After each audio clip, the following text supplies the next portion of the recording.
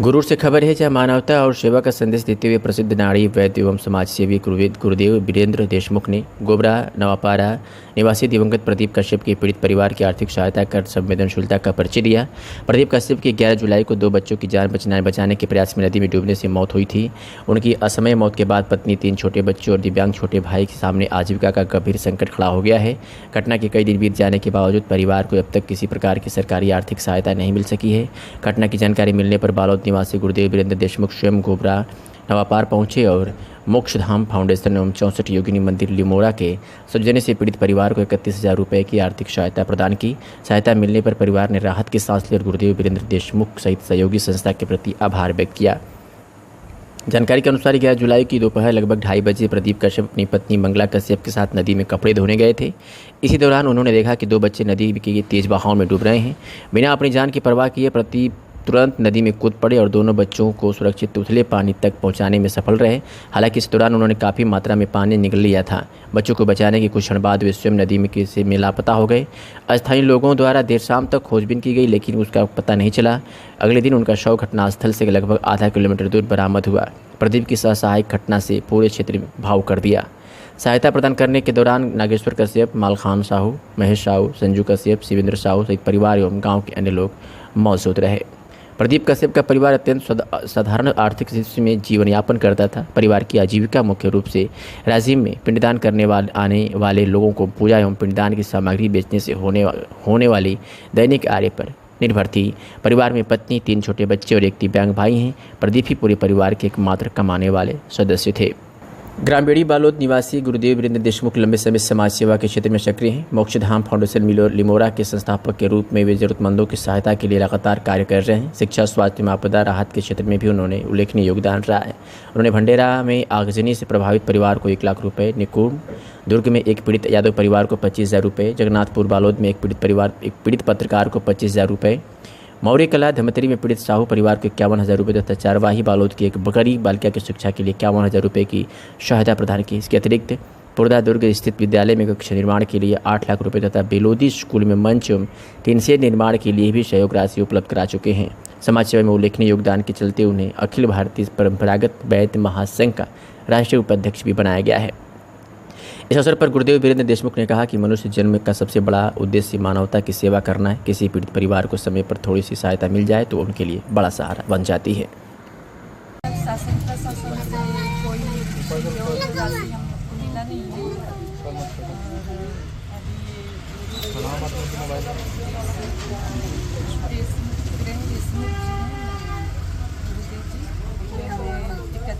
का राशि प्रदान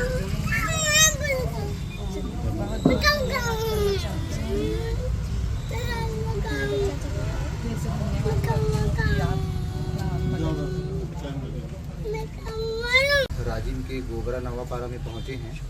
यहाँ पिछले अभी 11 तारीख को प्रदीप कश्यप नाम का एक भाई हैं, जो 2 बच्चे जो है नदी में डूब रहे थे। उनको बचाने के लिए खुद वहाँ नदी में कूद गया और बच्चे लोग को तो बचा लिए, दूसरे बच्चे लोग को बचा लिए, मगर खुद का जान गंवा बैठा।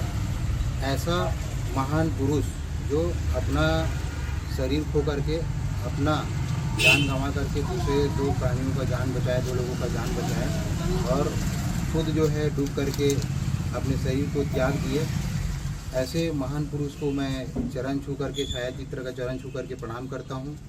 और जैसे ही हमको मीडिया के माध्यम से पता चला तो बालोद मोक्षधाम सेवा संस्थान 64 योगिनी मंदिर से हम लोग यहाँ अपने टीम के साथ आए हैं और हमारे आश्रम की तरफ से 31,000 रुपये का सहयोग इनके परिवार को बच्चों की पढ़ाई के लिए, भविष्य के लिए दिए हैं। और मैं परमात्मा से प्रार्थना करूँगा कि इनके परिवार को दुख सहने का और आगे जीवन का अच्छा से यात्रा करने का शक्ति प्रदान करे। और जो आसपास के लोग हैं, जो क्षेत्रवासी हैं, सबसे मैं निवेदन करूंगा कि ऐसे जो पीड़ित परिवार है इनका जो है बिल्कुल सहयोग करें। और यही हमारा सत्य धर्म है।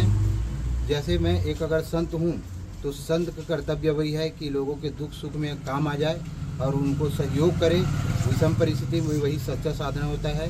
मुझे इस परिवार का सहयोग करके अपना साधना सफल दिखाई नज़र आ रहा है। तो जब तक ज़िंदगी रहेगा मैं इसी समय समय जैसे भी बन पड़े आप लोग के आशीर्वाद से, लोगों के आशीर्वाद से, ऊपर वाले की कृपा से सहयोग करते रहूँगा।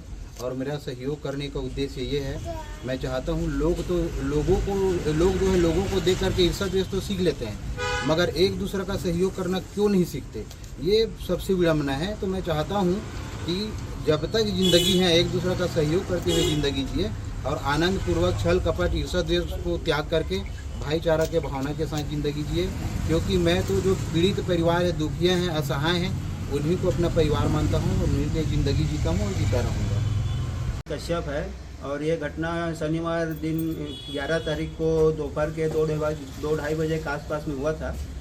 और अभी तक के शासन प्रशासन से पीड़ित परिवार को किसी तरह का सहयोग राशि और आर्थिक राशि नहीं मिला है, जिससे उनका आगे का जीविकापार्जन चल सके।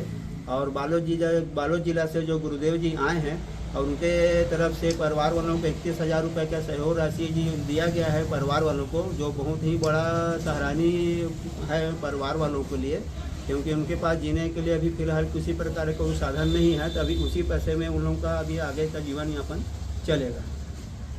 वार्ड क्रमांक 5 इंदिरा मार्केट का निवासी हूँ और हमारे मोहल्ले के प्रदीप कश्यप जो नदी में डूबकर जिनका देहांत हो गया है, उनका ऐसा कोई जीवन यापन के लिए कोई उनका व्यक्तिगत कोई काम नहीं था।